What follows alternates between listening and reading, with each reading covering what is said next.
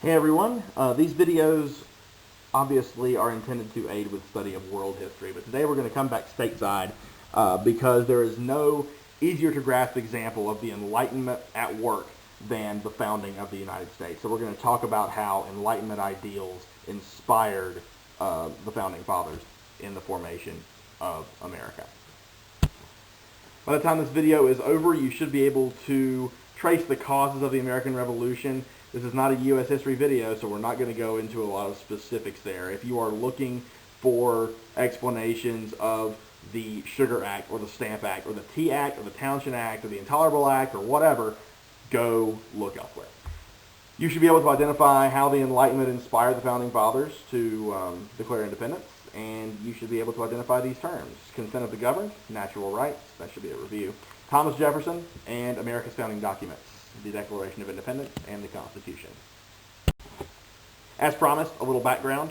Before 1763, relations between England and the North American colonies were actually very good. There were rules in place that England had to regulate the colonies, but they didn't really enforce them. It was called salutary neglect, where the laws were there, but England pretty much let the colonies do what they wanted, and that made the colonies happy, and they prospered, they flourished. Then England launched into a war in Europe in 1756 that lasted for 7 years, and it was very creatively named the 7 Years' War. And it was a battle for the continent, really, in Europe.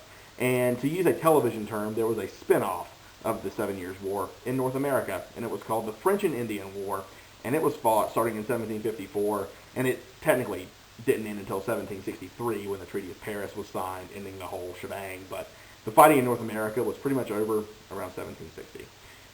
The French and Indian War was fought on one side by Great Britain and the colonies together, and on the other side were the French and their Native American allies who occupied the land between the Appalachian Mountains and the Mississippi River.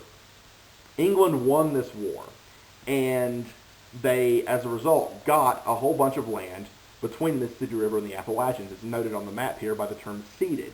If you cede something to someone, that means you give it to them. Think like concede. You give it to them, right? So France ceded that land to Great Britain, which greatly increased the amount of land that Great Britain had to deal with in North America. And England had racked up some debt during the war and thought that the colonies should have to help pay that debt because Great Britain reasoned, well, they're British, and why are we letting them get off for free? And this war was partially fought to keep those colonies safe from Indian invasions, so it's only right that they should have to pay part of it.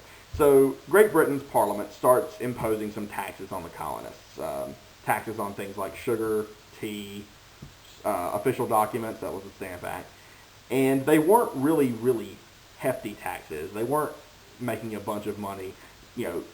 Colonists weren't going broke because of these taxes, is what I'm saying.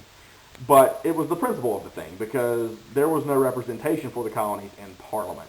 And Americans, the colonists, felt that Parliament had no right to tax them if they had no say. That's where the battle cry, no taxation without representation, comes from. You're probably aware of that.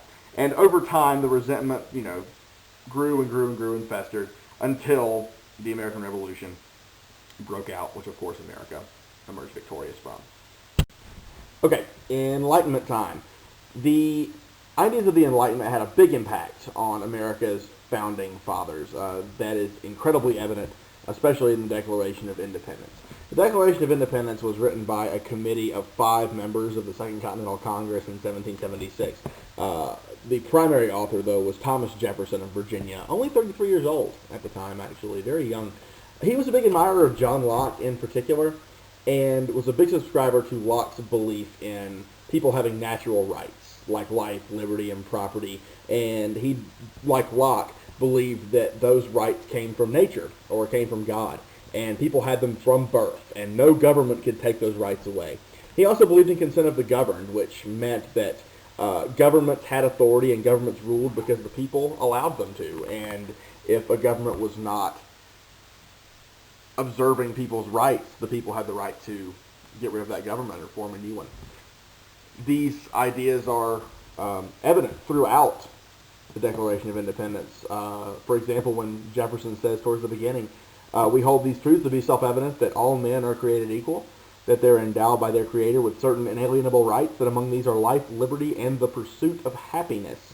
And not to brag on myself, but I just recited that from memory. So if I got a couple of words wrong, I don't want to see any comments on the YouTube channel. Mr. Gray didn't say the Declaration right. I don't care.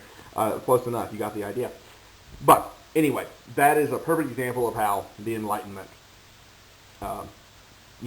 manifests itself in America's founding document, the Declaration of Independence.